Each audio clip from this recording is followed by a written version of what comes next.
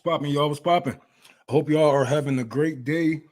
This is a big day for not only RBN but hip hop and hip hop period. You know, it's not only music. This is a way of life, and to have these two activists, these two artists, great in what they do, and everything what they do. You know, it's great that we have these conversations amongst each other, not just in hip hop, but you know, generation and generation. It is something that we have to have these conversations. They have to be they are needed, and we need to learn how to gatekeep hip hop a little bit better. But I'm gonna bring up our guests. I don't want to talk too long.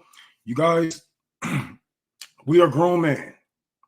We can fight, but we can fight like men. I don't want no low blows, no hair pulling, none of that shit. No stepping on a nigga toes. You know what I'm saying? We ain't looking. I need a clear fight. I need you guys to, you know, come get your point across, and you know, we can move on to the next, because we can stay tied up on one thing for damn near an hour, and we don't want to waste your time. You know, I appreciate both of these talented musicians taking their time out to fuck with RBN. This is great, you know. But with all that said, let's get this started. Slank, Chuck D, thank you guys for coming on.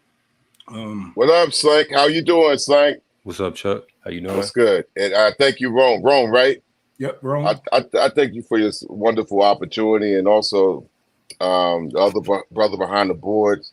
Y'all just lit me up, man. I'm seeing young brothers like, you know, forward. So to me, there ain't no way we're gonna go backwards from that, because just you, brother back there, and then also Slank, shit, you know, we don't go backward at all, man. And I'm telling you, up to these points, you know, to be able to see this level of black in the wiring, is part of the discussion that I hope to shine light on, but not get too scientific. I kind of hinted at that the other day. We'll get to the points. That was one of the reasons why we had started this whole organization, because we needed more black voices. We needed more black faces, and not just black faces in high places. We need black people from the communities that they, you know, that they're a part of. So we got me in Detroit, Nick in Kansas, Sabby in Boston. We got JB in Florida. We got people out in California. We got people out in Mississippi. I'm starting a gun club out there in Florida in a little while. I got me a library here. But yeah, it's great network. This is why we had started it all, because nobody was actually representing the left for black people. You know, as a whole, the farthest left that you would get for representation of black people is Democrats, and that's not even close to being a leftist. No, you know? It's not even close. It's not even close. And then understand this: every 10 years, another generation comes in with a new idea that's upset about the generation before. No matter what you do, you could be like, yeah, we're on the right path, and we looking at, and that another thing, because all you got to do is check your own family line. You might have a younger brother or sister or nephew that still, all the work that y'all do is looking at you like side-eyed, like, yeah, but fuck, you know, it ain't enough. I want my results right now. So it requires that you have a language to ease them along. Because if you don't ease them along with the proper language, then what you got is conflict and possibly rebellion. But anyway, I'm here to, look, I duck no smoke. I'm here to be able to enjoin with y'all and see what the narrative is forward. So I admire, you know, Slank for his wherewithal and his energy. You got to admire the energy. Oh, You yeah. know, the He was directions could stepping go on your this, neck. that, or I ain't gonna whatever. lie. I was like, he is Say not what? letting up. I go back, open up my Twitter. I'm like, damn, he is still on. I'm like, okay, let's do this on camera. Hey, bro, man. Hey, listen, y'all. I'm 64 years old, y'all. Yeah. I done seen a lot of water under the bridge, no question. And we got a period right now that's unprecedented. So my point was saying also, we have new COINTELPROs in operation now that people won't be able to see for 5 years. And by 5 years later, and how could I convey and explain this to the masses who basically want what they want at the time that they want it? So you could get off and sound like a mad scientist. So never go into any conversation or interview mad, because if you go in as a madman, you'll sound like a madman. Oh yeah. Oh yeah. You will never get your point across. You would just be yelling and screaming and you know. Well, we know we see a lot of that anyway. There's a lot of things. I mean, there's a lot of noise. Social media was designed by a lot of minds to do this 25 years later. And I was in the trenches trying to get involved in alternative media because I wasn't allowed to get in the major media the way I felt that we had to. Now understand, I'm not in politics. I ain't never run for any office. I'm not running for any office, but however, being in the United States of America and living in every single vantage point and traveling to every city and every state over 45 years, I had to also recognize that there's pockets, there's ways to do it. And then at that turn of the century, there was the electronical, overthrow. How did we figure into it? It was a slow roll. I think I was in on the beginning of the fights on file sharing. And file share was really important because they really tried to shut down. Now, basically, I come from the arts. And I said, well, how do I get my arts over without relying on TV, radio, all those areas 25 years ago that people were religiously addicted to? And then I saw the whole thing coming in. And then in 2006, we saw what? The first infusion of the smartphone. Mm-hmm.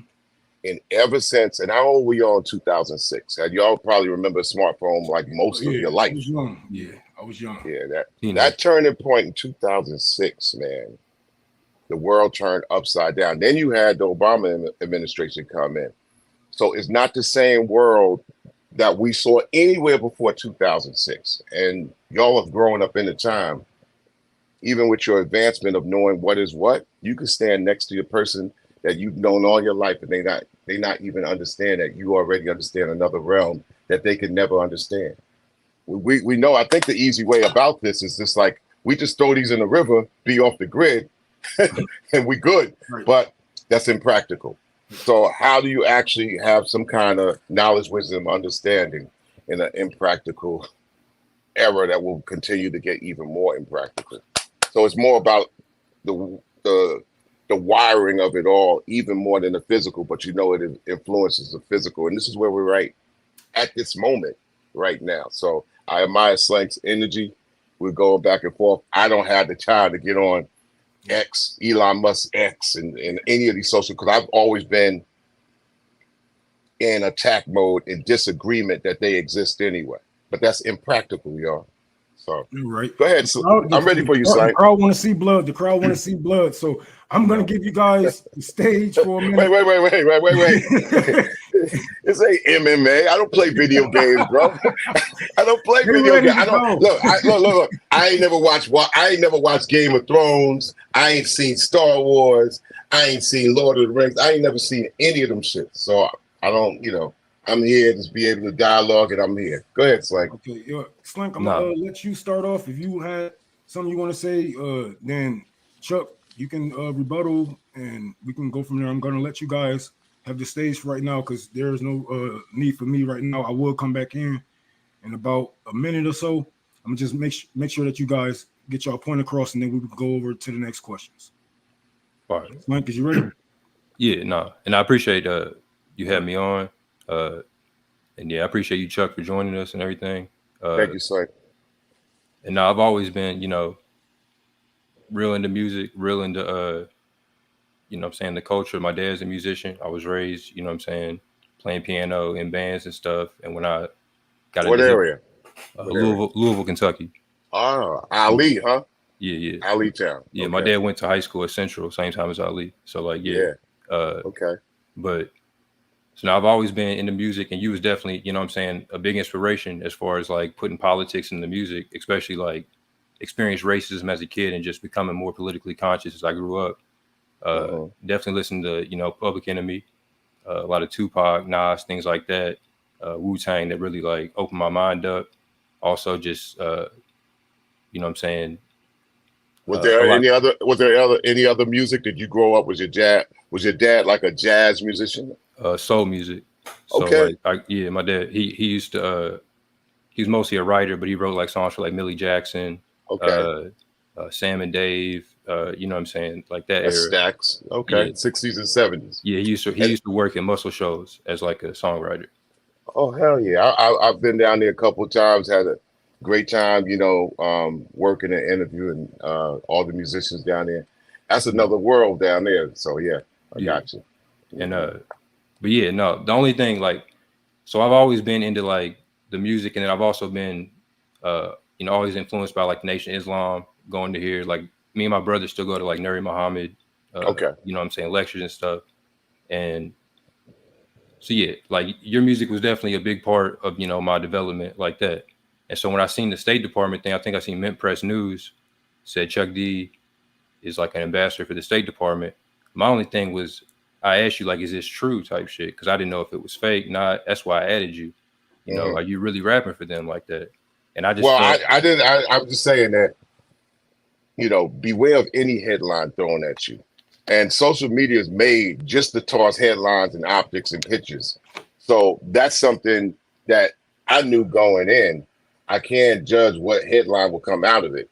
I would tell you this. The thing that got me into that situation is me saying, no longer will I have industry, which is also the music industry, three major labels, technology, and we could name them. X, which is Elon Musk. We talk about YouTube, which is Google. We're talking about what? Mark Zuckerberg, which is Instagram and Facebook and that world. And they got it all. And so that's technology. And then government, you know, when these technologies line up with the government, like YouTube got 300 billion people. So 300 billion people, and they have 170 nation agreements. The United States is one of them. I already been an ambassador. YouTube recognized me for what I was trying to do in rap music and hip hop, because I was slapping at them for like 20 years. So when I'm slapping at them, and Lior took over to be ahead of the music, you talk about 300 billion people.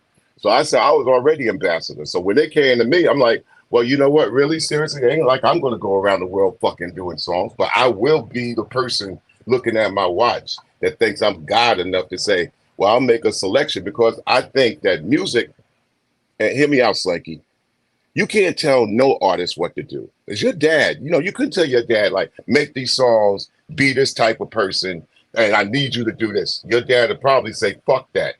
I'm speaking to my God. My God is the muse, and what I do and result in is what I'm going to do. Most artists are like that. Even the comparison, and we have to know the details of the facts, and we're not in a detailed time. When Louis Armstrong and Ella Fitzgerald and Quincy Jones were part of the jazz ambassadorship, back, 75, 80 years ago, they ain't have a clue of what the fuck the United States was going to do. They had no clue. All they had to do, they had to understand that at that particular time, going from the 30s into the 40s into the 50s, technology changed, and they had a big band. So what happened is the fans and the people and the money and just things going into radio and TV, they had to fire most of their band. They went from like what? A 20 piece down to like, I got to have 5 pieces. Any opportunity that comes to any musician, say, you know what? You can go to like 15 countries, keep your big band, also pay your people and get back to the States. That's all they were told. They were unbeknowing what they were being used for. So we could blame the State Department. We could blame the United States for every fucking thing in every single country attached to them, or every country, period. But don't blame the musicians. They were part of a program that said, look, we just want to get down and play our music.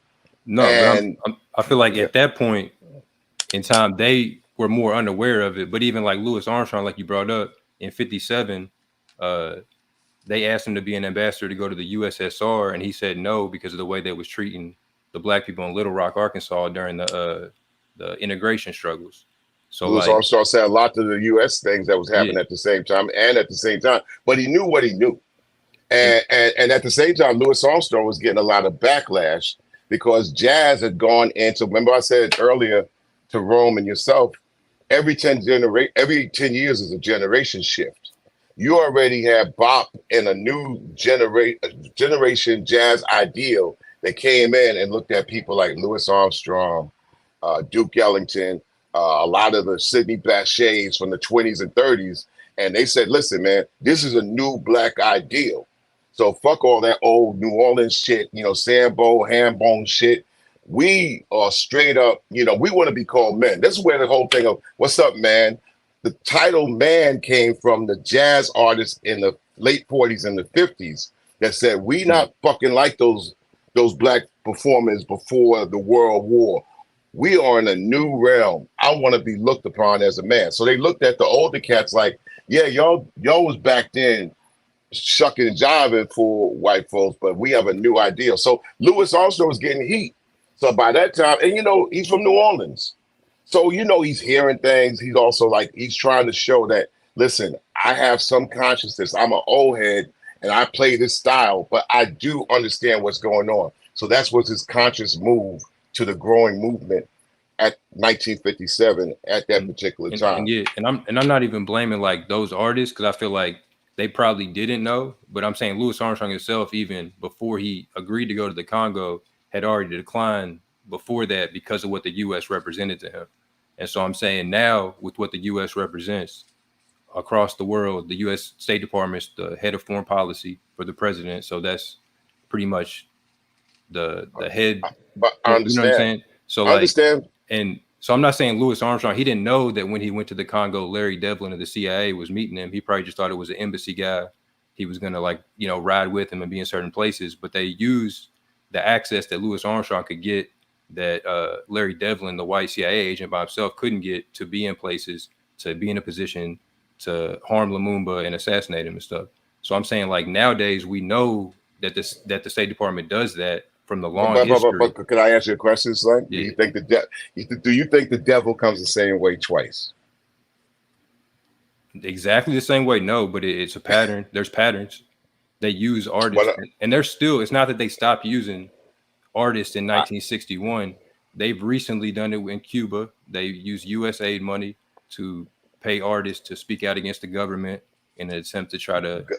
I know, Slank. Government will do what government does, no matter what, no matter where you go in the world. When it comes down to art and artists, largely it's an apolitical situation. This is why it's like at this time and day, I came in and engaged you because I love your energy. But the biggest voices in the world and for the United States of America, athletes and entertainers. How many can you get in the dialogue of what's happening today with the people? There's a reason why you can't get them. They separate themselves, number one, with money. And they separate themselves in their own world. I just want to play ball. I just want to play basketball. Kyrie Irving might come up and say, yo, man, fuck that. I want to dig deep into where my people are at. Jaylen Brown of the Celtics, the highest paid ball player in the NBA, biggest voice ever. He said, I might come out and do it. But 99% will be like, yo, I'm not fucking going there. And their agents and their managers have told them for the last 30 to 40 years, don't fucking go there. Here's a reason. The other day, 50 Cent was in some place, and he had 50,000 people scream his name. This is 50 Cent, right? The movement of our people in sports and entertainers have moved far away from that, but we still know that they have the biggest speaking horn out there. But they're afraid because they're afraid to have politics attached to them. They don't know which way. As you look online, Slanky, this is in this time right now, everybody got a mic, everybody got a camera, and there's a trillion different voices from every single direction talking at the same time. And they talk on headlines and they talk on optics. They don't talk on detail. You know, I come from a detailed time where it wasn't about just reading a book, Slanky. It was about reading a book, comprehending it, and then using it. The enemy will read a book or write a book, comprehend it, and weaponize it. And that's the same thing they're doing with this electronics and social media. People don't read things on paper and books, especially the next 2 generations, unfortunately, coming in. This will change, and it changes with y'all too. You know, as long as you urge that don't talk to a screen that can evaporate in any sector. They're already wiping out the 80s and the 70s as far as our culture. They're wiping out 80s hip hop. Like, okay, yeah, we got the top, albums of all time, and they're starting from the 90s. They've done that in entertainment and sports and in music simultaneously. So the narrative will be, I'll throw you a headline of who's the best. Y'all scream and debate about it. Y'all scream and debate about, okay, we get this Pan-Africanist and this FBA, and although they might agree to disagree, they'll end up screaming and fighting each other, not them, but all the residue around it. We have to figure out ways to neutralize this madness, and it's all coming in the battle of the screen. So my point is, it's like, yeah, State Department, they're all complicit. And now we're at a point where everything is converged in a point. Let me read to you this, right? And I'm neither here or there on any of this, but it is interesting. Just came on the press. Former President Donald Trump is reportedly enlisting Fire Festival organizer Billy McFarland to connect with rappers to attract Black voters for his 2024 campaign. While the campaign denies McFarland's official involvement, they acknowledge he helps facilitate connections with celebrities, having recently aided in bringing Brooklyn rappers to a Trump rally. How do we take that narrative? Because the Democrats are probably trying to figure out what do they do on their side. But I will tell you this. Well, I feel like they're doing the same thing. Same thing. Because like, they aren't really you playing into that though? By like being sanitizing Blinken and Biden and what they're doing by like sitting there with I don't know Blinken from a can of crayons and a box of paint, bro. I came in and tell you, like, my own thing is hip hop, rap music, right? Culture and art. I got 5 libraries and battle anybody on that.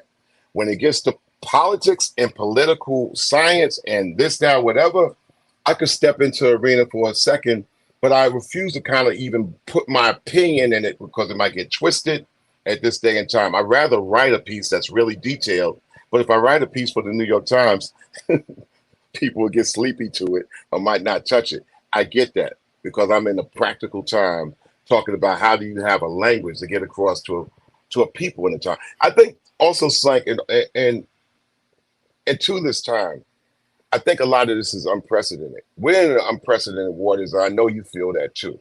And you're a person, a DJ, you're a culturalist, but also you're about your people. And you see the conversation and the arguments going back and forth. I think when this time you're trying to figure out, well, all this madness going on, what's my language? Because I might have friends that one is over here and one is over here because it's not, excuse the big pun intended, it's everything ain't black and white right now with everything converging.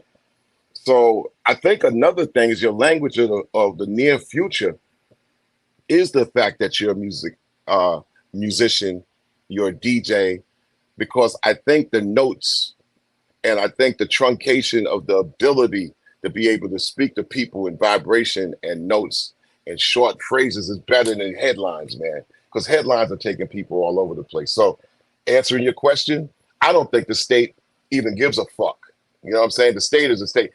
They got other shit that's wiping us out more than I think it's like it's a name. Now, is it a good optic? My optic was like, I gotta fucking figure out, do I accept YouTube? The fucking states, I deal with 100 and some odd countries anyway. YouTube was the thing I had to struggle with. How do I already got my thing. It's a very small thing, a piece of technology. How do I deal with YouTube? How do I deal with X, which went from Twitter, and the only social media I use now is going to be X, where I know damn near my neck of the woods, this dude is sending rockets in space every month where you hear the sonic booms. I have no idea what I am engaging on. I've never been on Facebook. My team runs Instagram. I refuse to go on Mark Zuckerberg's platforms for anything. But that's me with looking at what I'm bringing to the table. And I can only be honest to tell you my intent and sincerity is the art of rap music and hip hop, to try to say, if it's going to go around the world, it can't be on a watch that I let slip on my watch in industry. I stepped away from major industry in 1998, 1999, and I took the industry to task inside the government and Congress to fight for file sharing, because they sued me and my team for billions of dollars to try to control the internet and all that. So my team didn't win or whatever, which would have opened it up free, whatever. But, you know, file sharing was shot down because the major said we're going to keep what we have, and they did their deal with Apple or whatever. So I stepped away from the major part of the industry. So what has happened in the industry over the last 25 years? But you could tell me better than I, Slank. And I promote artists. I promote 100,000 artists around the world for the last 15 years. And my small little rap station, small little And You Don't Stop radio show that comes on 15 years in a row every Friday. And my new app I made, Bring the Noise app, which is a cultural media app, because I refuse to engage in social media. But that's me in the old head ways. I'm sorry, Rome. I'm sorry. I want to get Slank here, because I heard you saying something about, you know, music being apolitical and whatnot. You know, I kind of disagree with it, because nobody is more cooler than black people. Nobody on this earth is cooler than black people, and you're gonna need some type of way to get these people, like during the East Coast and West Coast wars. We know that was the CIA. We know, we have information that the CIA, the FBI used these rappers to, you know, even Pegs from the Fugees. He was an informant for over 30 years. I agree, Rome, but I would say that we are political. Our art may be apolitical because it could go this way or that way. If you go on the history of what the arts give you, it always depending on what the people are talking about, because you have rappers that's just political.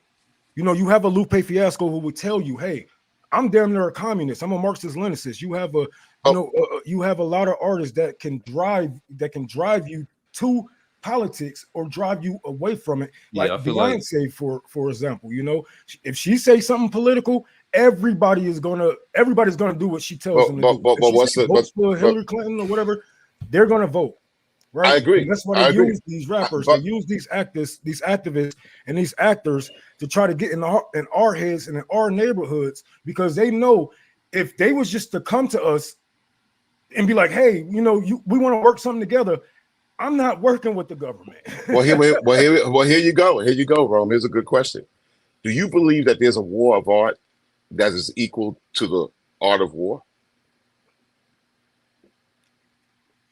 You could get into, you know, people read the book. We're gonna get into art of war. You're not equipped to even understand the levels. Everybody's not ever gonna be on the same level, but you have a war of art for the last 25 years, and it's been exacerbated by electronics, bro.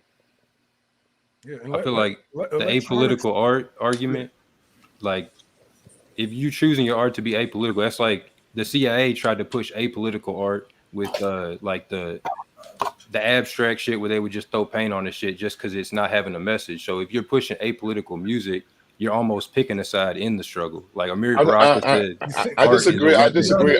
You're right. I disagree a little bit.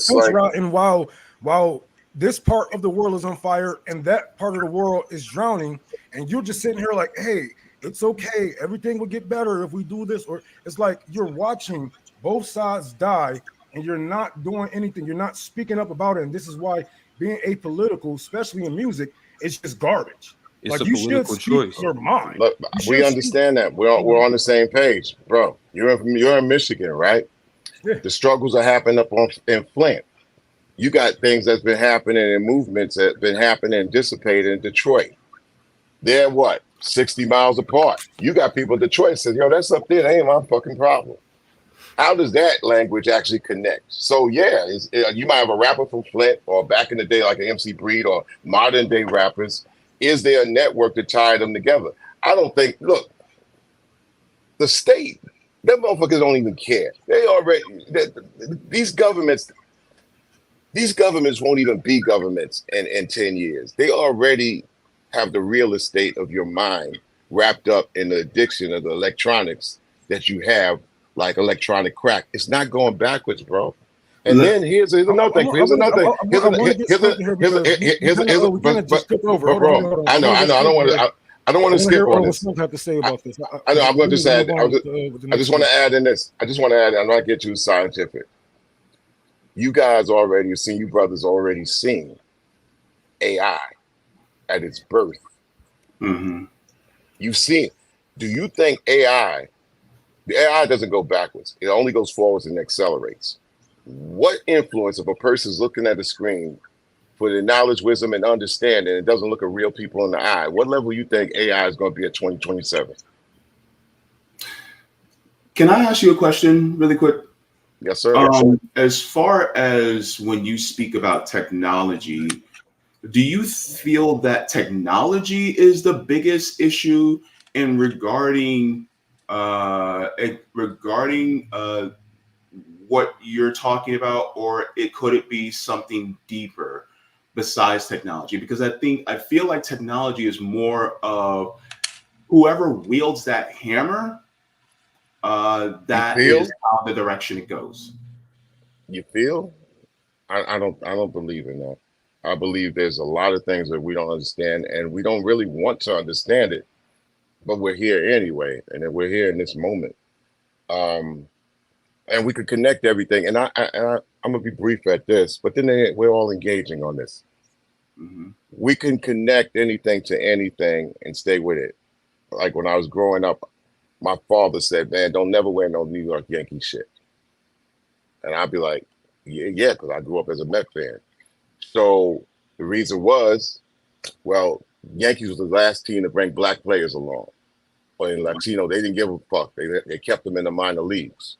So for years, I grew up and I saw somebody with a New York Yankee hat to this day. And I tell them that, and they're like, dude, I'm born in motherfucking 1995. I don't give a fuck about that shit. So everything is always connected to something. And then when you throw the optics and the lack of details into where we're going with this, we always need brothers like y'all to always bring it to the fact. But like I said, in reading of a book, you read, you comprehend, and then you use. We have to use the book knowing that movement always moves around us all the time. It's like place, time, and then context. How do I use this? You know, and when it comes down to these things, are they a toy or is it a tool? And if we can convince our people that these things are tools, and that's a job in itself, because a person could be on it and a toy all the time. So anyway, go ahead. Here's the thing. Hindsight is always 20/20. When you know better, you do better. So we know about what COINTELPRO did back in the day. We know about what a lot of the United States did in regards to what they've done in many different countries around the world. My question is, if you knowing what the United States has done, knowing what the United States is currently doing right now, why are we allowing ourselves to be used by the United States government to kind of be more of a whitewashing as to their image of what they're doing around the world? Because to be honest with you, you are known as a paragon in a Black community, and people look to you for guidance right now. And so if you look at what they're doing, it's almost as if they're saying, here's Chuck D, now listen to the Biden administration. When in reality, we have a genocide that's going on. Black wealth has tanked under the Obama and Biden administration, as well as if you look at what's going on, the homelessness rate back in 2023 was actually raised by 12% under this administration. Okay, we got all that. Respectfully, we got all that, brother. Can I add in something? Because Malcolm X had talked about this. Malcolm X has spoke on this, on why they use actors, entertainers, and stuff like that. They don't want to talk to a real like on the ground activists. You don't want to hear what the real black people are saying on the ground.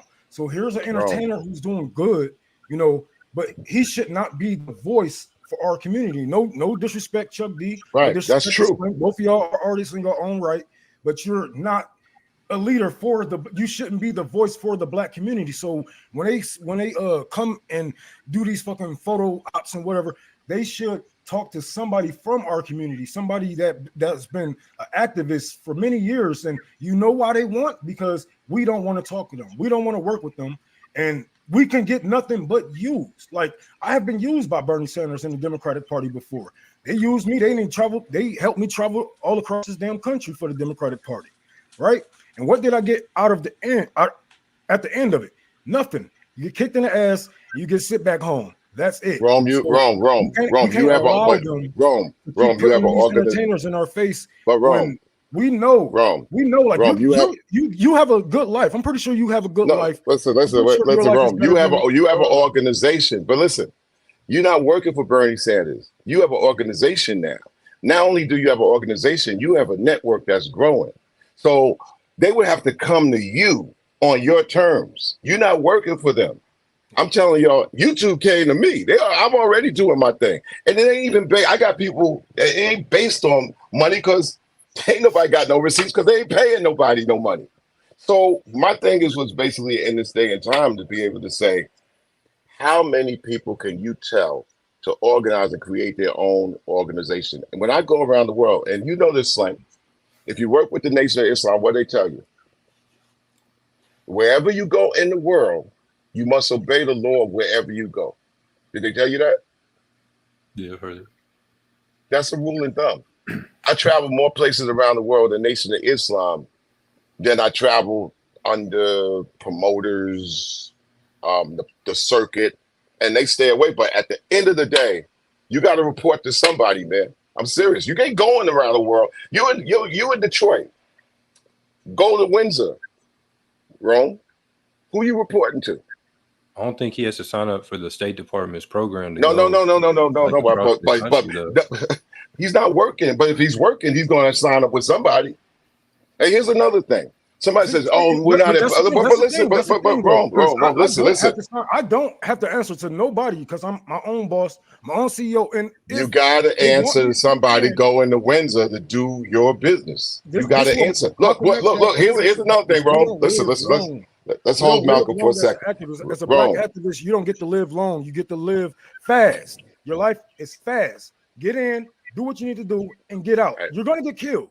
You're going to get killed doing this work. There's no. Rome. You got kids. You got kids, Rome. I got 4. And what do you tell them? Daddy might die tomorrow, right? You say what? Daddy might die tomorrow. You tell your kids that? Oh yeah, Daddy might die. What's your oldest? What's your oldest? 12. And if that 12-year-old has a different view of 18, how do you talk to them? I doubt it. You never had conflict with people who you love. You got brothers? Oh yeah. What's your conversation? What's your conversation with them? Wait, bro. Talking about, I'm talking about Eminem and brother Wayne. We're talking about right and wrong. We're talking about black people being killed. We're talking about black bodies being used. I understand, Rome. I understand, Rome. Genocidal monsters. Rome, I understand. But at the end of the day, you have to look around and be able to talk to your immediate surroundings and be able to convince them of your thought, the way you moving, and you're going to have people in your own surroundings. It's good when you're young, you're probably under 40, right? That's a great energy, though. When you're 60 and you have 4 grown kids that look at you and you say, well, 2 got me and 2 didn't, those are decisions that you have to make. How about your mother? You have conversation, Rome. No matter what happens, you have to do your best. And you have to do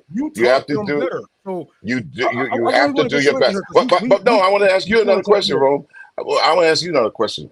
All right. What conversation have you had with your moms about your surrounding world? Because she's proud of you, but what conversations have you had? I mean, it took a lot for me to build this. We was homeless. It took a lot for me to build this.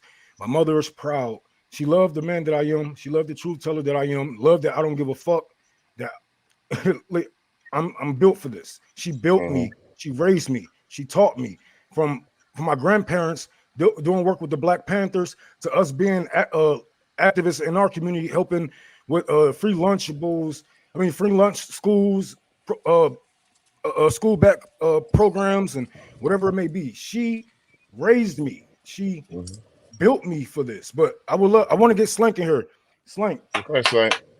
I need. Slank, can I ask you the same? Can I ask you the same question, Slank? I need you to get back on that. Can I ask you the same question, Slank? Your dad, musician, and he pretty much said, you know, this is the way I'm taking this direction, no matter what. He's an artist, so he always felt free. How about your mom? I'll tell you about my mom. My mom's 85.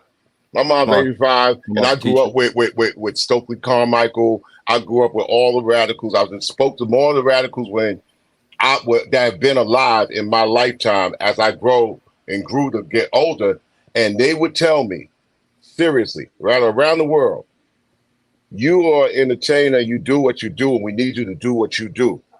We got political obstacles that we go back and forth in a chess match with. But you have to be able to be free to do your art and take it around the planet. And this came from Huey Newton telling me directly, Minister Farrakhan telling me directly, Kwame Ture, who planted here and also ended up the rest of his life in West Africa. We have to have the arts be free. There is a war of art, but it doesn't mean you're co-opted with any government. You almost got to say all governments, yo, man, I'm doing my fucking thing. Like the old Richard Pryor things, like, yo, I got my shit. Y'all got. Then where's the line? The line. Are you gonna do the inauguration for Biden or something? Like, that's what I'm saying. Like, are you gonna go to Israel and perform? No. Is that cool now too? Because it's now 2024. Like, what's the line? Because with Blinken and Leor Cohen, two Zionists. And I know Leor. Listen, I know, bro. Listen, I know Leor. Leor was my first manager. I've butted heads. Listen to me. Listen. Like, man, but it is what it is. But wait. It is what it is. But you can use YouTube nowadays without partnering with YouTube and hugging up with them, and then he's using your image to sanitize whatever he's trying to push. I disagree. I totally disagree. All right. I'm a person that people look. I was raised as a God, and my father taught me: you stand up, man to man, hand to hand with anybody on the planet. There's nobody better than you on earth. I teach my kid: there's nobody better than you on earth. And nobody can make you appear weaker in a photo, in a handshake. When I was younger, one time I was interviewed with Strom. Y'all heard of Strom Thurmond? Yes, Joe Biden's homie. They used to pass legislation together.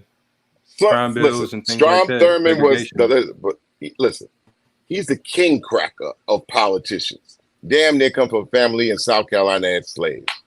I'm interviewing, MTV thought it was cute that I would go to the Republican convention and interview this wave of Republican convention, 1996. So then they say, oh, there's Strom Thurmond over there. Ask him some questions. I had like 3 hardcore fucking questions that I was going over and ready to drill it. So the first thing this dude does, he holds his hand out. So I'm taught to like, okay, fuck it. He put his hand out. I could be a little bitch or whatever. I got the mic here. This dude pulls a technique, right? He got some kind of technique where he holds my hand where I can't like pull it loose, right? And I'm grilling him the questions, right? He answered none of them, kept smiling. He used an old TV trick on me. I'm familiar with all the fucking tricks and games. However, you can never let anything else, especially in this time coming up, deep fakes, AI, optics, bad looks, fucking headlines. You can never have anything knock you off your stance. Yes, you will have minions out there that will manipulate every little look that they see, every little blink that they see. They'll go off and they immediately go like this on anything, good, bad, indifferent, ugly, or whatever. You ain't going to escape the fucking heat coming from somewhere. You guys know you pick your stance. People come at you. But what's your resistance? Your resistance is like, fuck that. Because y'all got the energy and the blood. So you're like, fuck it, keep them coming. I'm ready to go. Fuck these motherfuckers, right? We got that in us. But you hold your stance and you hold your ground. But you have to also convince your surroundings that your intent is peace, love, harmony, the shit that everybody fucking wants. And I just think, the opposite intent of what the State Department represents. Like their intent is drone bombing Africans. Yeah, listen. Governments are a threat, and they have stock in blood, bullets, bombs, and bloodshed. So why they have stock? I'm not partnering with. I'm partnering with, maybe with the concept of saying rap music and hip hop with a better look on YouTube. And did I have problems with it? Yeah, but not the same problems y'all think. Problems I had. I think my problem. Because my thing is like, I got my shit too. But you know what? When you look around, you look for support on your shit. People go to the fucking popular shit, the major record labels. We on what? We on StreamYard. We on X. And every time I look at any of these things, I look at it like, well, I got my shit. Fuck these places, but this is here we are. We are engaging, and because we press I accept, we're in invisible partnership with everything. But you on social media, Slank? You pressed I accept. Yeah, that's different. Listen. So like James said earlier, you can use the tools of a technology. Hold on. I muted both of you because we need to get a grip on this. We can't keep cutting each other off. I said I want a great fight, but I need you guys to let each other talk. So, Slank, I'm gonna let you get the floor, answer your question, say what you got to say. I'm gonna unmute Chuck when you're done. Then I'm gonna mute you. I'm about to hit in the back. No, I was saying, I think, like James was saying earlier, like you can use different technologies to push different messages, and I think using the technology to push a message, even if the technology is made by Leor Cohen or whoever's running it or whatever, if you on there pushing a message that's against him, you're probably going to get banned eventually, but you can try to push that message. But when you partner with the owner of the technology, he's not looking for you to be a dissident voice. When you partner with the State Department, they're not looking to bring on somebody who's going to oppose what they have a vision for. They're bringing on somebody to basically be a face. So like, hey, look, we're bombing Palestinians over here, but right here we got Chuck D and we're smiling, we're having a good time playing guitar with Blinken and all that shit, Jelly Roll and shit. But like, that's not, I don't see, you don't have to partner with the State Department, with the head of YouTube to use those platforms. And if you use those platforms, it's not the same as being complicit as signing up. Like everyday people, we don't have opportunities usually to go meet Blinken or Leor Cohen. So like just asking like about family situations of different people on the call in regard to like trying to justify meeting with these people. The closest analogy would maybe be if somebody I knew closely became a policeman or something. And then I would stop fucking with them because I see that as a force that hurts my people. So like, I don't see how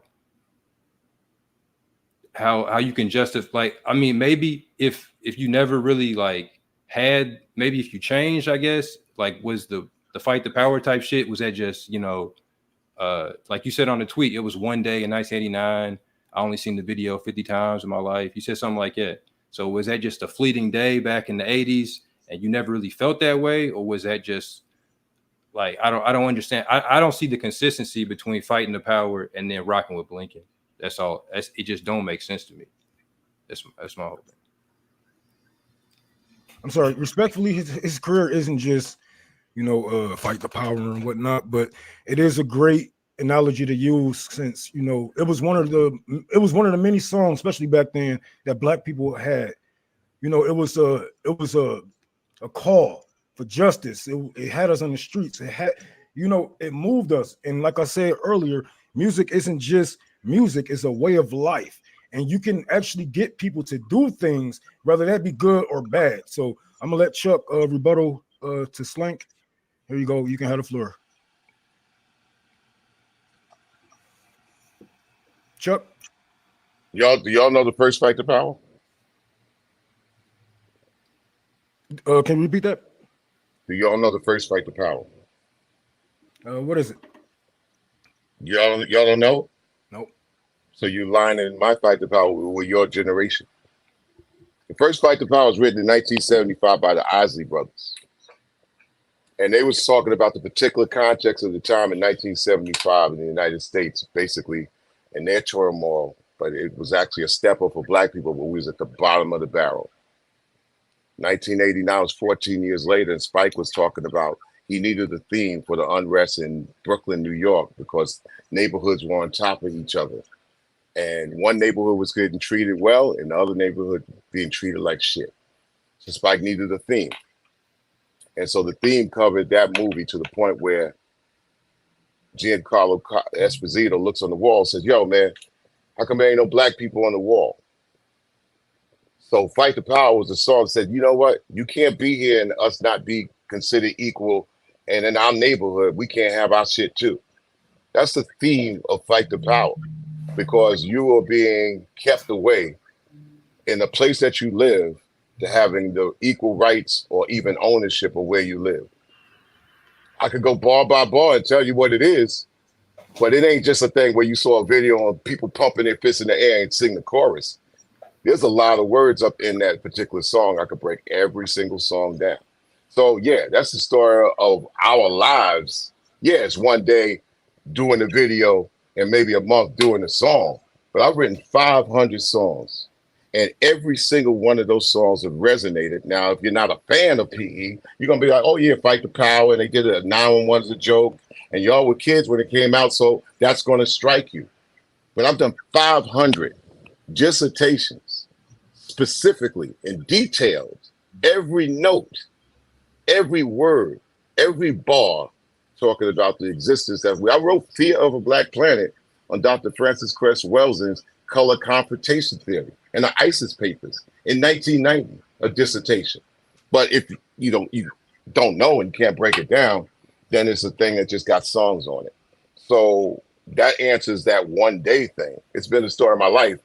If you don't go into the detail of what every word means, well, I've written books that explain every word, but if you don't have the books, you can't fill my words up with something that you saw online in the headline without saying the dude has written 15 books. He's done 10,000 interviews and 500 songs. And right there is a detail. It's almost like today, people go online and scroll. Shit, go to the library and go to microfilm, because that's the real detailed, hard-ass work. But also at the same time, the practicality. People ain't going to be checking that detail. So, but it's there. So it's not more than one day, Rome and Slank. It's a lifetime, and it continues. However, also, where you're from in Louisville, Muhammad Ali said best, said any man at 50 that's the same man he was at 25 is a man that had no growth. There's a way to grow, and there's a way to teach while you're growing, because at the end of the day, unless you're going to be like Rome and say, I could die any minute now, which most human beings don't share that. They don't share that point of view. That's the radical revolutionary and old revolution. And let me tell you, my heroes right now, they don't get no letters from parties or organizations or young people. Jamil Alameen, aka H-Rap Brown, down in Colorado, security, Max, 9 stories down under the ground, people like that. You still have Mamiya in a Pennsylvania prison where I visited, and he had calluses on his hand. And this was like 20 years ago. They get no hollers or help or talk from anybody out there because they're long forgotten. These are some of the things that my songs have well speak and screamed about their existences. We need organizations that do real things at real times. You don't need entertainers to be the organizations. You need organizations. But then again, that's what resistance is. And at the same time, I'm not part of the entertainer realm that is out to make movement look bad. I'm here to make movement move forward and know that COINTELPRO comes in new ways. So I didn't mean to get super scientific on one of the last conversations I had when I was talking about Google and wiring and stuff like that. That's your opinion, Slank. But I do say, and I can prove it, that every single person on a gadget is an engagement and a partnership. You might not feel that way, but that's what it is. Not only has all your data been collected, it's been manipulated and put out there. There's sciences that you don't understand, and it's something that we can't explain on this broadcast. But I really appreciate the energy. This thing, seriously, I saw coming 15, 20 years ago. That's getting ready to happen 2 or 3 years from now. That I don't think we could stop. But one thing we could do is stay connected, and this is a great start. And I really appreciate y'all giving me the time to say so. And you know what? Here's another thing. We're human beings. We always could say, my bad and I'm wrong. But I had no fucking intent to come in here and fuck up the energy of the movement that you wonderful brothers are doing. Oh yeah, this is RB. Look, this is RBN. We don't hold back. We don't hold back. You can cuss. You can drop your nuts. Yeah, but one thing, Rom, one thing I don't like, Rome, and that's just me to being the old head. Yelling and fighting and debating. This is the same tricks that they use on these screens and TV all the time. You can't watch this shit with a civil mind and be like, oh, they all screaming at each other. Yep. Chaos and disorder results in nothing, man, but destruction. We can't have chaos and disorder. You sit there, look, listen. You come, you know, like when it comes down to eat. You sit down, you wash your hands, you sit down, you say grace. If you don't say grace, sit quiet. We all eat together and we talk. We ain't throwing food at each other. We ain't putting our elbow in the potato salad. These conversations need to be had, and it is great. This is a great chance to have them. But I want to get Slank back in here. If you had a follow-up, if you wanted to have him follow up on what you had said before, because I know there was a lot to take in. So, you know, if you want to go with your old question, or you got a new question, what's on your mind? What's going on? No, I just say I wasn't trying to like reduce the whole career to one song, Fight the Power. Like I listened to many other songs. Like Can't Trust is one of my favorite songs. You know what I'm saying? And on there you talk about like how basically even in the video too, like the analogy of like the slavery to like the modern factory, and just how like a lot of the, like you had a line on there about how the Holocaust, you're talking about the one that's still going on. You know what I'm saying? And like the Black Holocaust is how I took that. So like I feel like right now in 2024, not only is there a Black Holocaust, but like Palestinians are being holocausted by Blinken, the U.S. State Department, Biden, Netanyahu, all of them. So like I don't see why this moment would be a good moment, especially when you say governments are going to be falling soon anyway, to align yourself with Babylon that's fallen. Like why would you now go and partner? I still don't get it. It don't make sense to me, man. I told you in the beginning, man. It's art, hip hop, rap, music, and culture. I don't even believe in things that other people believe in. I hold it right there. That's what I protect. They could call it partnership. They call whatever. I already am an ambassador. I already am a god. You know what I'm saying? They not used to a black man calling himself God. They like the nerve of this nigga sitting down with these people. I ain't never fucking went like that. You sit down. You could be across the table from me. If we're going to go, we're going to go. But that's not going to change my stance. And I didn't come into this with any political stance, no, although the optics would be what they are. I came here to saying, whatever happens to this artist needing work, what made me animated on this is I saw people jump on D1. And D1 is, to me, he's a noble brother, man. I've known him ever since he was a young artist. He does his best. And we talked about doing your best. He does his best. And that's what you want. That's what you want out of your children. That's what you want out of your community. That's what you want out of your neighborhood. You send your child away, you want a teacher or a school system to do their best. And you want them to be accountable. You want them to be responsible. And we don't have we living in a country that people got to wait till they 50 to buy their first crib. If they could do that. We living in a place right now and nobody answering, like the biggest beef 40 and over. Hey, fuck this beef in the streets. Fuck the war over there. Yo, man, diabetes, man. I lost 8 friends of diabetes in the last 3 years. Y'all young and y'all starting to see people with the diabetes, cancer, high blood pressure. Every time y'all look, and it might not affect you, you follow sports, right? How many of y'all follow sports? Nobody. Well, the rest of the country does, because we let that ball slip away. And whether you like it or not, you're living in the United States of sports. That's what it is. They'll show sports all damn day like video games. And the point I was saying that, people, like, for example, like the Olympics, they fight for that to be kind of like apolitical so they can protect its money. Every school got a sports program. Y'all grew up and saw basketball players in your school, right? How were they treated? How were they treated? How was the biggest basketball and football player in your high school treated? Mr. Chuck, I'm going to have to push back for a second. Please. Everything in this life is political. Nothing is apolitical. The water you drink is political. The buildings that you live in are political. Everything has politics into it. So therefore, of course, even the artistry and how things like how your James, can I ask you a question? I know. I'll ask you a question. Mr. Chuck, you have been filibustering this entire time, and I'm sorry, but whatever that means, whatever filibustering means, I go to my phone. You've been talking on and on and on for a long time, and the thing is that people haven't gotten a chance to really rebuttal because you have been going on and on. James, you asked me to come and be part of this. Of course, I'm going to filibuster if you're asking me to be part of your program. Most people run from you guys. I'm here, bro. I'm here. Even the argument with your girl, bro, is political. You argue your girl about whatever, right? Is that political or emotional? It's all the same thing. So we could say, yeah, everything's political, but what, where's the levels? Where's the ones to the tens? That's all I'm saying. But go ahead, James. I respect what you're saying. Okay. All right.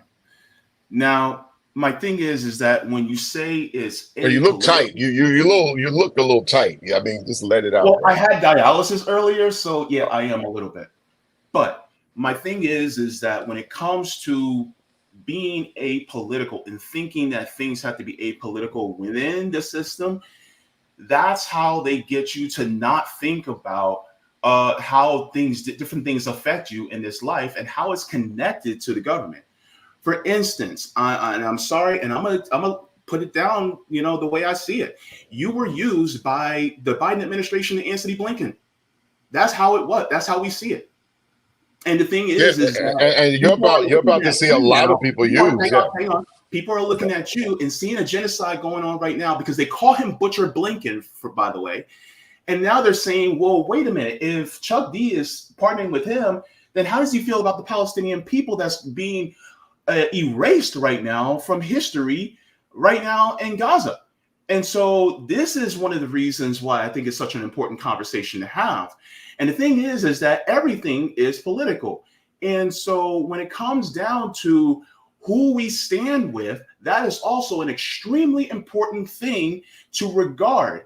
And so I understand that you want to take it into the direction of art, but art has been political for time immemorial. And so how would you respond to my rebuttal by saying that I feel like you are being used by the Biden administration and Anthony Blinken? That would be a case if I was running for something. I ain't running for anything. And I'm not jumping to it. I'm not running for anything. I'm not running for leadership of anything. I just told you I lead the arts. That's it. Now, you could attach anything to anything. I mean, 2016, the Trump administration launched 100,000 bots into the social media stream. And the bots, what they do is they metastasize and they basically farm out and attach themselves to agenda. So if I came out and did a book anti-Trump, they'll equate to say anti-Trump means, yo, fuck Palestine. That's not the fucking deal. It's like, yo, man, I've been saying free Palestine forever. It's like, okay, I'm gonna say it every day. It's almost like I went to this event in Atlanta way back in the day, right? And they had this football player who passed away since, Derek Thomas. So I was there with my girl and this dude who just was like a groupie all the time. So we ain't never met each other. So he keeps going like, yo, Derek, Chuck D here, Chuck D here, yo, Chuck D here. And I'm like, yo, he's a Chuck D here. Eventually, Derek Thomas says, yo, man, leave me the fuck alone. I see him. I said, what's up? Fuck out of here. That's how people feel sometimes when they get an agenda twisted into another agenda. It's like, yo, man, I came here for this. And all of a sudden you saying I said that. That's how a normal person feels, man. And you went and got dialysis. You tight. The only thing you tight about is their dialysis for the moment. That's where black people is at. What's affecting me now? Don't be tying me over to this. Yeah, cool. I said that. But to being attacked and attached, it's not how real human beings should work. Now, this is a new thing through these screens and gadgets, yeah, because you can take a picture and fucking put it all over and get that narrative all over the place. We're in the different times. I told you that, James. I told you that, Rome. I told you, Slanky. There's going to be some casualties in that. There's going to be a lot of casualties in the next 2 years. You got people that straight out will tell you, James, fuck you, dog. I am on the other opposition. And fucking what? Yeah, I'm that. Fuck that. Let's go. You know there's people out there like that. I talked about Trump only because, like, no, man, I'm old and I've seen this motherfucker pull the New York game fucking for 50 years, man. So I'm like, yo, he just pulled the New York Hustler game and everybody think it's going to be fucking better. I don't trust none of these motherfuckers, man. But I can't change who I am. Excuse me? You still with them, though? You don't trust them, but you still with them? What do you want me to do, man? You're like, Uncle, by the way, I'm going to be invisible until I'm visible. I'm here. I'm standing with you guys, right? I feel like look, I'm with you guys on the screen, right? But I agree with y'all, but I don't agree with every fucking thing. I'm not a goddamn robot. Our optics right now is 4 pictures of 4 brothers right here. Now, Rome might want us to scream and fight in blood, but we got to scream. We ain't in real life. If we was in real life in a spot, you know, I'm 64. I can hold my own. What the fuck am I doing, man? Y'all like my sons, man. This is your world. This ain't my fucking world, yo.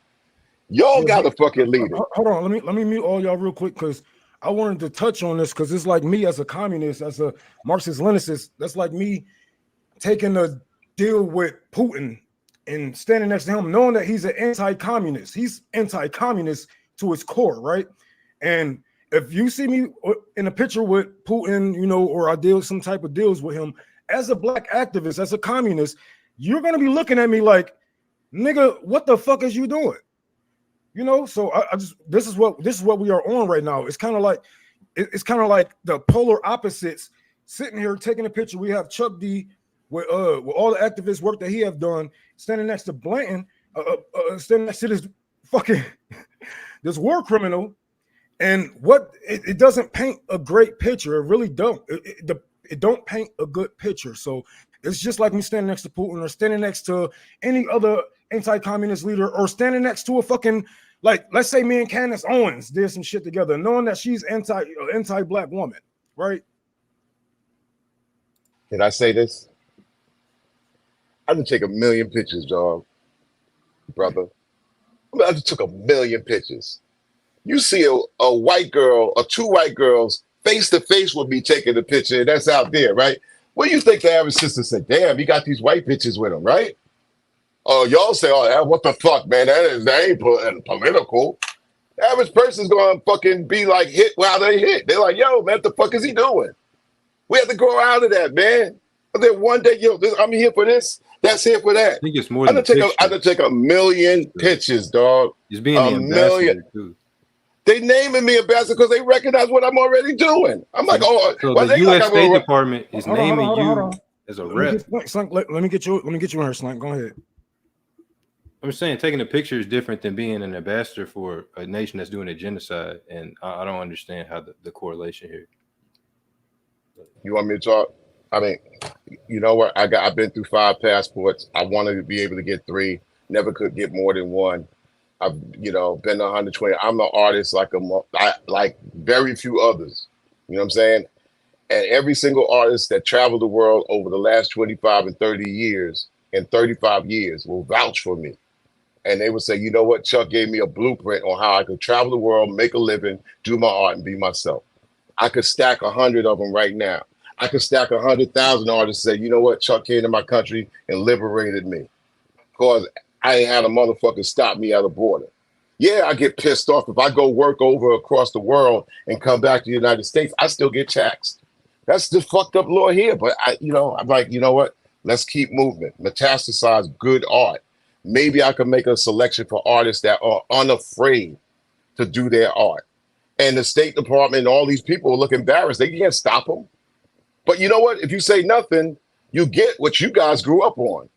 And what you guys grew up on as teenagers and people in your 20s, don't front your best friends, your girls that you got with, your cousins, people that are younger than you. They done grew up with music that was on y'all's watch that got out of your control. Now you could be mad, but it's the truth. Go to Detroit and go up with your folks and see what they listening and dancing to. And you got to almost like say, you know what? I'm mad as fuck, but I'm gonna look the other way on this because I'll figure out a language. Back in the day, we used to be mad and understood that COINTELPRO during R&B, Reagan and Bush was like drugs and guns. Drugs and guns. The first place I ever saw a store with plexiglass windows was Detroit in 1974 with my peoples up there. Then I go to New York, all of a sudden, wow. All of a sudden in my neighborhood in Roosevelt, Long Island, we saw an influx in 77. Remember the exact year, 77. You couldn't find a gun in Roosevelt before 76. Guns, drugs, out of nowhere. So the first initial thing is like, fuck drugs. There was a whole bunch of reasons we had, a whole bunch of reasons I had. However, you couldn't go to the drug den and be like, yo, man, y'all know y'all fucking up doing the wrong thing. Man, fuck y'all. Man, we about to, no. You had to develop a language that said, you know what y'all doing is fucked up. But you better develop that language. So everywhere you go on the planet Earth, you have to develop a language and evolve into wherever you go. Doesn't mean you a pussy, but you got to stand up and say, this is what we are, and we ain't that. And I ain't going to have you attach what you want to attach to me. And that's the thing about it. That's what I'm saying, Slanky. I was saying, don't be attaching that shit to me. And people you grew up around and say, man, don't come with me with that bullshit. You're like, but I feel that you're doing this because they're like, fuck out of here with that bullshit. This is what I'm doing over here. And that's what I was trying to say. Now, you know what?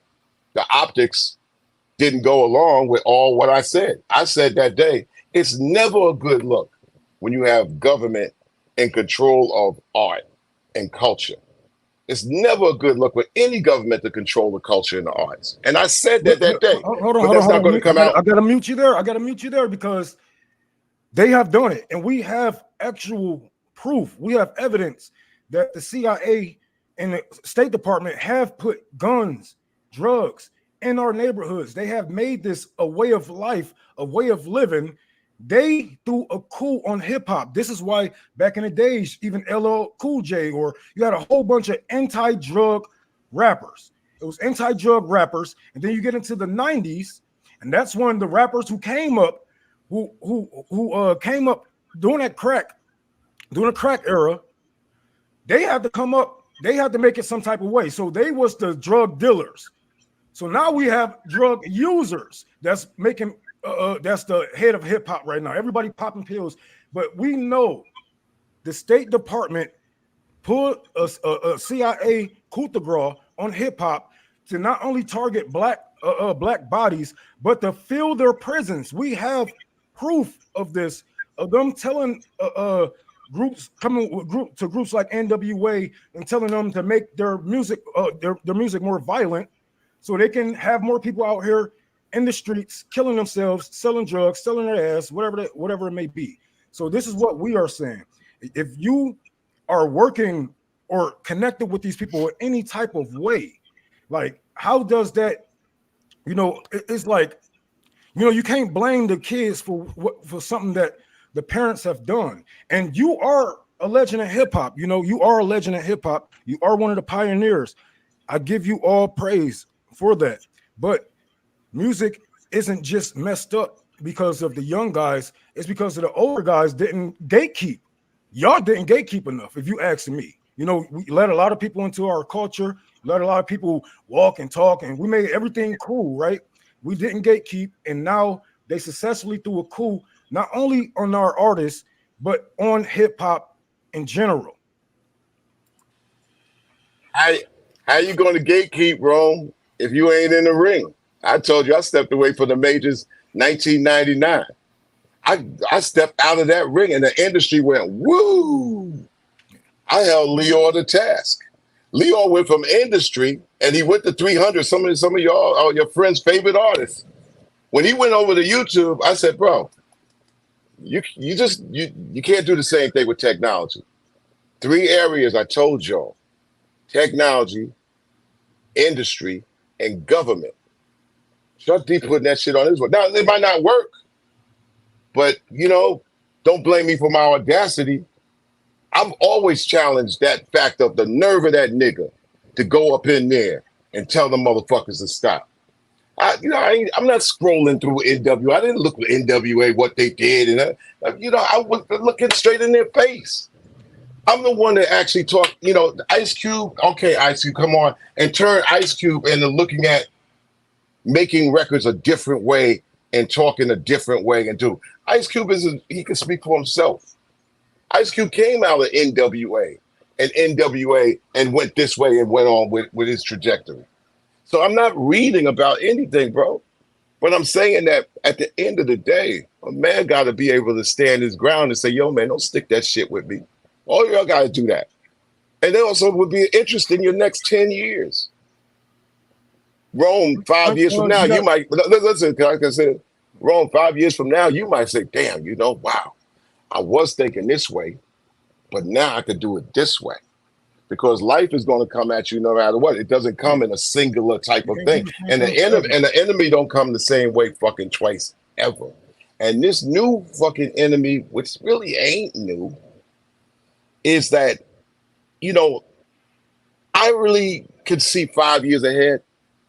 I can't see 10 years ahead. This is starting to fuck around with y'all's lifetime. 10 years ahead, God willing, I'll be 74. Come on, man, really. Y'all, man, really, listen, all this, y'all know how fucking people treat old people. Y'all see it, right? Old black people, right? How much leverage you think old black people got in the United States of America? None. People think 40 is old. Y'all are entering your 40s. Think about somebody, you don't even know, how many people y'all know in their 60s? I know a few. Good amount. Yeah. Like, I don't want to derail the conversation. I want to get Slank. I need to. That was a real question, bro. Because we're about to get ready to wrap up in probably like 15, 20. I want to keep this going. I need you guys to keep it. Hey, listen. We got a part 2. We got a part 2. All right, look. Hey, listen. I came to you. Y'all already ran into people that say, nah, fuck that. I ain't fucking with y'all, man. Nah, y'all talking about this shit. I ain't that dude, man. But see, I'm very people think, and people, and look, no praise, no grateful. I'm just one of the ones, man. I only can speak from the man I am. I can only be the man I could be. Listen, I'll just say I am grateful for y'all's energy. Y'all will be challenged by people underneath you to say, what the fuck is you doing for me? And you might not even have the tools or the resource. And all the thing you could do is just like, yo, man, we got to keep on building our tribe. And it's all about tribes, because those outside the tribes, you got to like, yo, man, we got this mission. We got to move on. Either like, get it or get run over or get the fuck up out of the way. Y'all already know all 3 of y'all fucking operate that way. You can't fucking be worried about who's in the middle of your fucking mission. And even if you felt that, all right, damn, OG, damn, he do this. Yeah, I come over here and explain myself. Ain't gonna be like, yeah, fuck it, that's it. And no. And y'all already know that the enemy is even like, yeah, fuck it. We gonna do it. So the fuck what? And this is the thing I've always felt about the fucking Donald Trump dude. It's like, yo, man, you did this once. Yeah, that Biden shit. I don't even talk about fucking politics at the high end. You got people out there that don't even know who's running their goddamn school board, sending their kids to school and they ain't even on the PTA. I'm in a town and I do vote, but the same dude who running for sheriff is an incumbent and ain't got nobody running against him. So if my brother get locked up, we don't even know who the fuck they are. My whole thing is like, you got to understand local anywhere and build up. And this whole Super Bowl thing of top pop, they don't give a fuck. Trust none of them. It's just a fucking show. Fuck the optics. the Detroit means something, bro. The neighborhood in Detroit means something more than the fucking national picture, which is a dog and pony show. And it's gotten worse with the electronics. That's all I was saying. But I love y'all, man. I love your energy. And you know what? If we got a box and all that, Yeah. that's just what we did all back in the day when we used to. But see, we used to be eye to eye, face to face, mouth to mouth with OGs that said, "Man, fuck a phone, fuck all that bullshit, man." And they yelling and we trying to get a word in and shit like that. But that was a different world, a different time, man. Even fighting was different back in the day. You come from Detroit with motherfuckers before guns, cats will fight, bust each other's ass, and be friends at the end of the day. We have to go back to that, even when we disagree, fight, agree to disagree, and even bust each other up or get busted. Be like, you know what? Damn, I got knocked out by that young G. Damn, that feels good. Right, that's the world I come from. Chuck, I'm about to mute your mic real quick. Slank, I unmuted you. I need y'all. This is our what time is it? Shit, it's almost time to wrap this up. So let's give this our last couple of thoughts. Something, talk, motherfucker, speak, because we let Chuck have the floor. So speak your mind. Ask a couple of questions. I'm gonna give you the floor for exactly 3 minutes, and then we're gonna let Chuck talk. So yeah, no, I know earlier, Chuck, you had said like they weren't paying you nothing, so it's just more like a volunteer thing or like for free. But I don't even know if that makes it better or worse, because it's like they still like we've been saying, it feels like they're using you. But I know you mentioned D1, and I know like he's not just doing it for free, because they're sending him to Zimbabwe right now. You know what I'm saying? They're paying for him to go places. So when they send these artists over to African countries and invoke the jazz ambassadors of the 60s that was used to infiltrate African countries and, kill Lumumba and things like that, like how is that a positive step for the culture to be sending, to have a young Black artist represent the United States and be told to stay apolitical and spread democracy and U.S. culture to an African country that the U.S. is currently sanctioning? Like, that's real political. Even if you try to make it look apolitical, that's political as it gets. And it's on the wrong side of the politics as far as Black people in the U.S. and Black people on the continent. That was just my question about the D1. Like, how do you see that as a positive? You know what I'm saying? You got to trust artists that have good intentions. You got to look beyond all that shit that got them there and look at who they are. And artists do have to make a living. And my involvement was saying, well, if you're going to look into rap music and hip hop, you're not going to look at, and I won't name any names, but I would say this suggestion, if this artist went over there and talked about what they talk about, I'd love to see somebody like Stetson Sonic go back into Africa and do great songs. Now, if somebody comes and say, oh yeah, I think the Stetson Sonic is over here in the Congo and Zambia because there's some agent running around looking to, this world already been mapped out. You have to look at artists. If they have great intentions, they're about their art and culture to build peace, love, harmony, and all that shit. Armies gonna do what they got. Armies don't ask for permission. Right now they're not asking for arts to make a way so we could get up in there. They just go up in there. They'll just do it, man. What's to stop the devil, who's number one on the charts in murder, bloodshed, bombs, and bullets, from doing that shit anyway? They ain't gotta hide it. So if they're saying that, oh well, we want arts, peace, and what one faction of the government is saying that, we have to trust the artists to be artists, man, to try to make the world better. We're not going to be able to stop war machines. We want to stop the prison industrial complex here. We want to stop the military industrial complex, but I know y'all got people that, especially if y'all in the Midwest, y'all know y'all got family in the military. You probably got brothers and sisters who are in the military or police too. You got to figure out how you design your language and your conversation with them. I tell people this all the time as artists, and I'll kind of stop at this. A lot of times people get online, right, and think like, yo, I can get online, I got my music, and I got somebody that loves my shit in Sweden, and I got somebody that loves my shit in Namibia, and also East St. Louis. And I say, okay, that's cool and all, but you can't get there. What are you doing to the area around your tri-state region that you could drive to? They'll tell you that, oh, my art is not even being supported in my hometown. Matter of fact, I done put music out and people in my own house ain't even supporting it. I go to church and people in my own church don't even like or support my shit. They say, yeah, they like it, but they didn't support my living. So this is kind of like the crossroads that Hart has been facing for a long time. I don't like when government controls culture and arts, but the community got to support the arts. If you can't support the arts can't support the community. The community has to support the arts.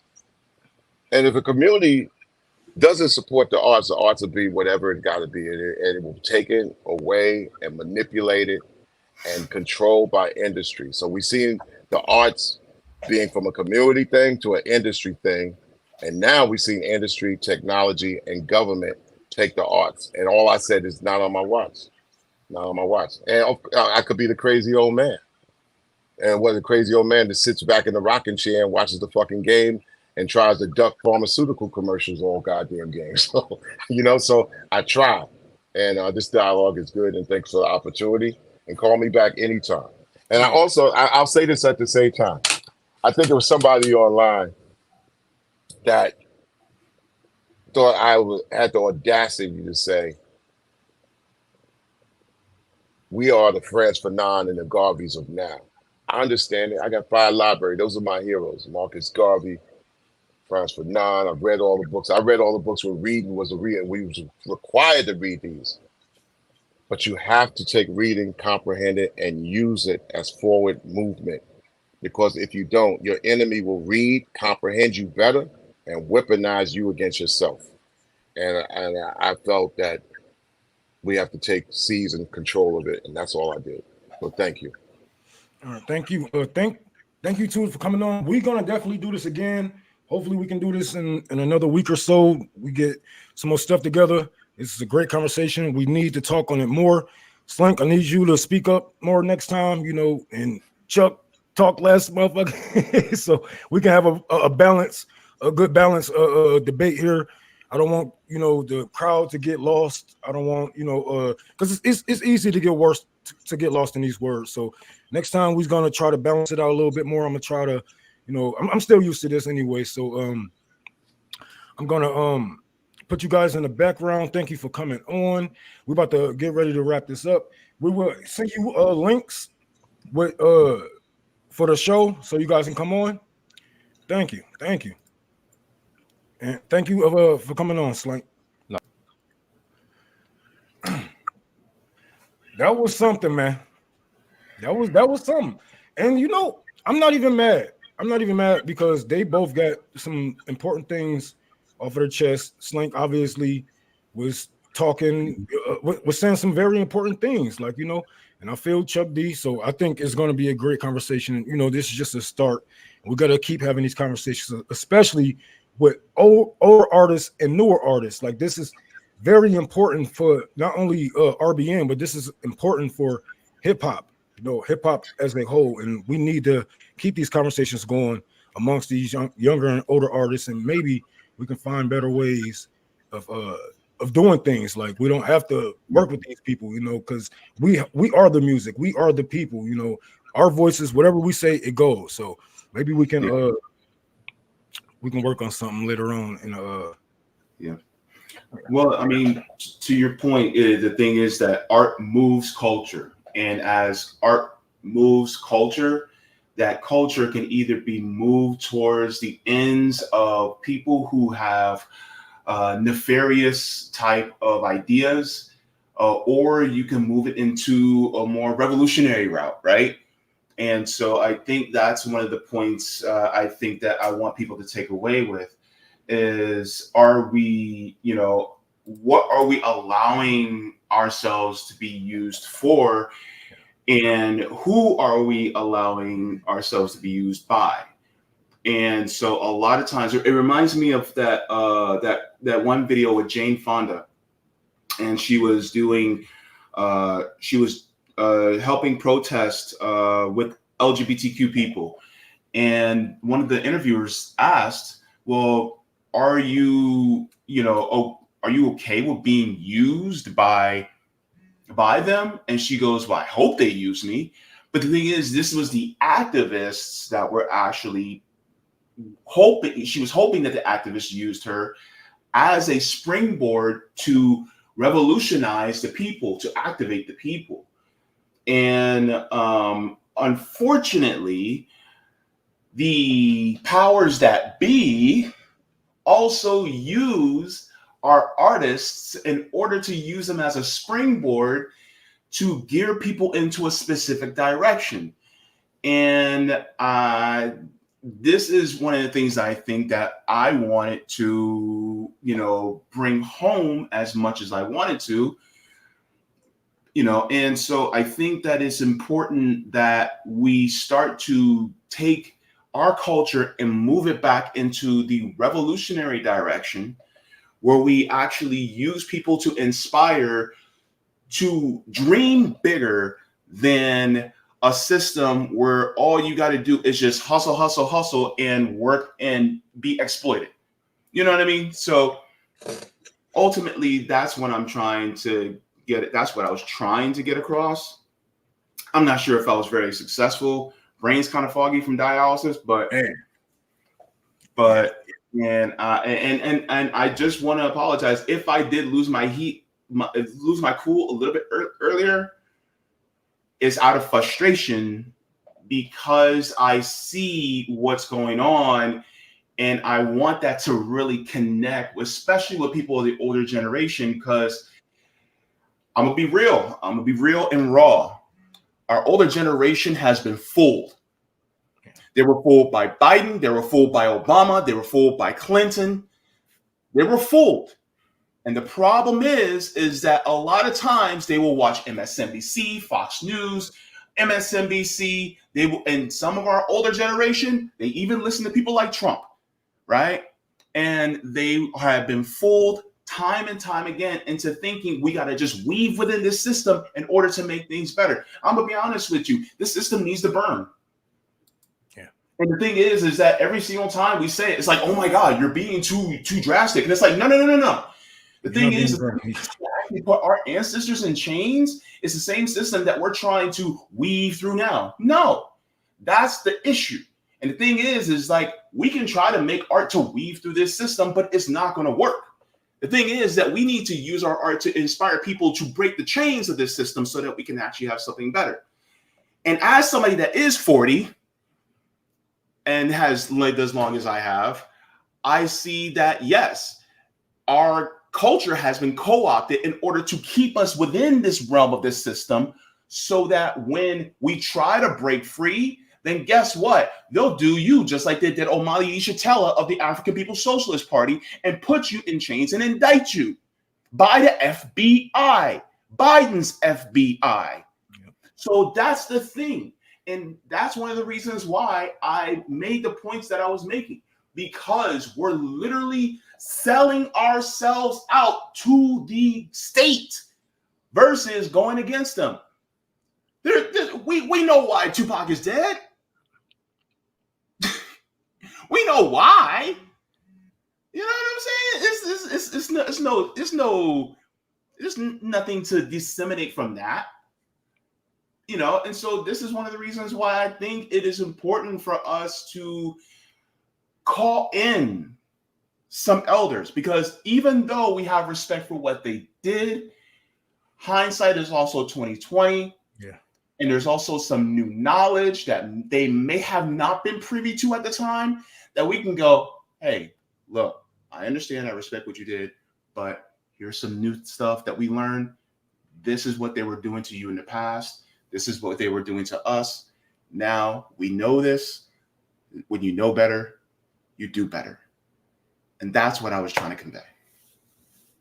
Somebody asked us to interview a conscious rapper. I'm trying to get D1 on here so him and Slank can have a debate.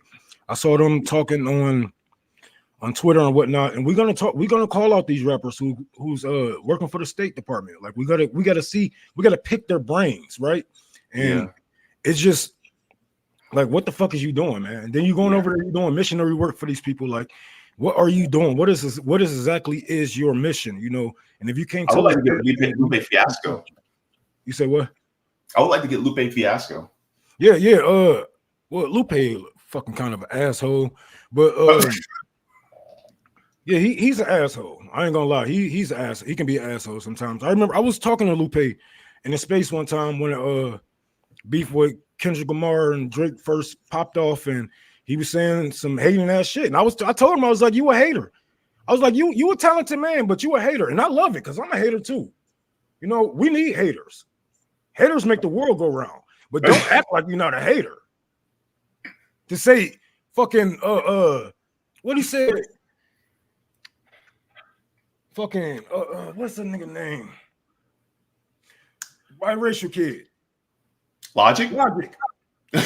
He said Logic better than Kendrick. Nigga, that's some hating ass shit.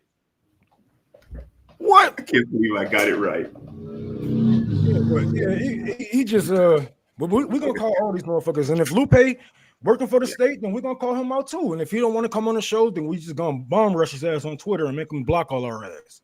But yeah, we're gonna definitely be calling out all these rappers, and we're gonna be sending out invites to bigger names. You're gonna see some new faces on here, so it's gonna be a great summer for RBN. Yeah. Well, do you want me to start going over the super chats as well? Yeah. You can. Nico on this bitch. What's going on? Okay, so just going to go over the super chats really quick. Thank you so very much to Steve for the very generous super chat. Said RBN serious. Thank you so very much for that. We have Baby Goes Hard in the Paint says the question was, how do you remedy to fight the power with aligning yourself with war criminals? That was really the crux of the question. He danced around that shit. He danced around that shit like a mother. He didn't get... That nigga put on his best dancing shoes. That nigga did not answer that motherfucker correctly. So I'm gonna try to go up and try to chop up some shit. Maybe we can find an answer within his answer, because that was oof. Good luck. Let's go to Gio says Chuck ain't answering why he allowing himself to be used by the State Department. They out and out say that they use art as a weapon. Thank you very much for that, Gio. We also have Madonna Thunderhawk. It says, fight the powers that be. If you can't identify who the powers are, then your class conscious is blind. Yeah. Thank you very much for that. Charlie Mack, my homie from Boston, says, Rome, giving you some love. What's going on, Mr. Mack? All right. We have Nico House coming in, friend to RBN. Says Roman JB handing out the business. Chuck Lord. Somebody said State D. All right. Thank you very much for that, Nico. Next one we have is Andrea Rosario. Gabori says, Rome, please mute him. I tried, y'all. I'm trying to be respectful. I'm trying to let them talk. But man, oh man, next time, yeah, he definitely gonna stay on mute. DJ Devin says State D. Okay. Bryce Smith says, thanks again for this Rome, JB, Nick, and Savvy. Would love to hear Slank more too. Yes, when we have Slank back on, I'd like to hear Slank more. Definitely. Let me just check to see if we have any more super chats at all. I don't think we do. I think that's pretty much it.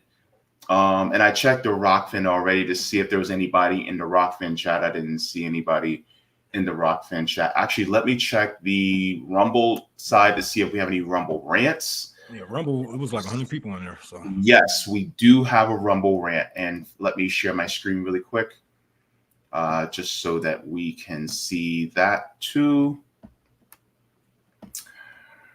And let me enlarge. Eric Montag says, does Chuck D realize there's a genocide occurring in Palestine and the U.S. government is enabling it?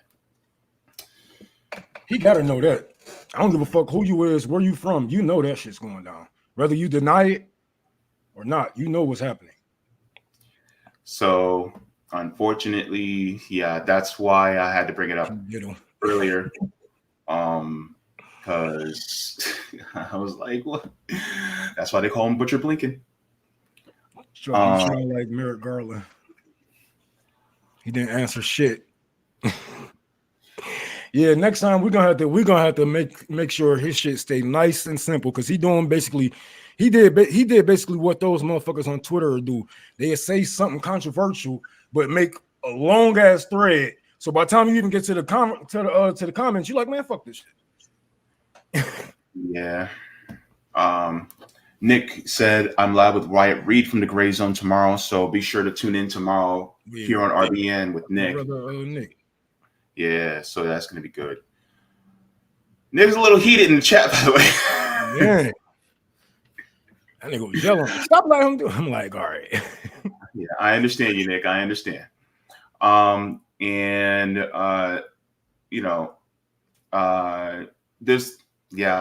Commander says 300,000 dead. We beyond. Is this genocide? Yeah, definitely. Palestine, motherfucker, y'all need to be talking about death to Israel. I mean, my thing is like, yeah, there's a calling in that needs to happen, especially within our community. Because I do want to give credit to Chuck D for coming on, because the thing is that how many people would agree to come on and face pushback, Yeah, I'm gonna write them down. I'm not next time. I'm gonna get some questions from Slank. I'm gonna get some questions from Chuck, and I will ask. So we don't have to do all that shit. So yeah. So, but I do want to thank both for coming on to have this. But yes, so is there anything that you? And by the way, when it comes to, never mind, I'm not going to relitigate, because, I'm not going to relitigate. But is there anything else you wanted to add, Rome, before we close out with the patrons shout out? Nope. Thank you guys for tuning in. I'm about to head out. I got to go to the hospital. I'm sick, so I'm about to go get checked out and see what the fuck is going on. I wanted to do this show. And I promised myself after I do this show, I'm gonna just turn myself in. So I'm gonna be gone for a couple of days, probably like 3 days or something like that. And I'll be back on here as soon as I can. All right. And speedy recovery, Ron. All right. Thank you. So what we're going to do now is we're going to go over the patron shout out. Before we get into that, we have a Rockfin comment from Roger Meadows. So yes, thank you very much, Roger. I will go into Rockfin right now just to check that out. Oh yeah, you had just put this in. Okay, and then we can head on out. Let me see here. I haven't even eaten today. Thank you for the tip on Rockfin. Roger Meadows says, sorry, guys, but this is not the Chuck D who I remember. I know him from the neighborhood. I used to speak to him all the time. I saw him in the neighborhood. Yeah, I remember you telling me about how you grew up, in the neighborhood with him. So, yeah. Thank you very much for that, Roger. Appreciate it very much. Now, with that being said, be sure to tune in tomorrow. Nick, if you're still in the chat, please put in the time that you're going live with Wyatt Reed, if you can. But yes, please make sure to tune in tomorrow with Nick Cruz here on RBN with Wyatt Reed. Going to be talking about geopolitics, of course. So thank you very much for that. Be sure to tune in this Sunday for the JB show. I will be live at 1 p.m. Eastern Standard Time. You guys can also tune into that. You can always tune in to Rome here, catch him when you catch him. That's basically what he always says. And also, if you guys would like to tune in to my channel, I have my channel as well. I do the JB Font channel, and I do every single Tuesday at 2 p.m. Eastern Standard Time as well. So if you guys have not already, please make sure to give the stream a like. This pushes it out into the algorithm so we can reach more people, so that we can actually also encourage and activate as well. So thank you very much for that. If you guys would like to, you guys can join our mailing list at revolutionaryblackout.substack.com. This gives you email notifications of when we go live or upload any clips too. And if you guys have any questions, inquiries, or want to submit any stories you find interesting, you guys can go to revolutionaryblackout@outlook.com. So thank you very much for that. I want to say goodbye to everybody. You all have a great day. And look, if we're going to fight the power, we got to fight the power. All right. So take care, everybody. And shout out to all the patrons on Patreon for helping us make this channel happen. You guys are wonderful. Goodbye, everybody.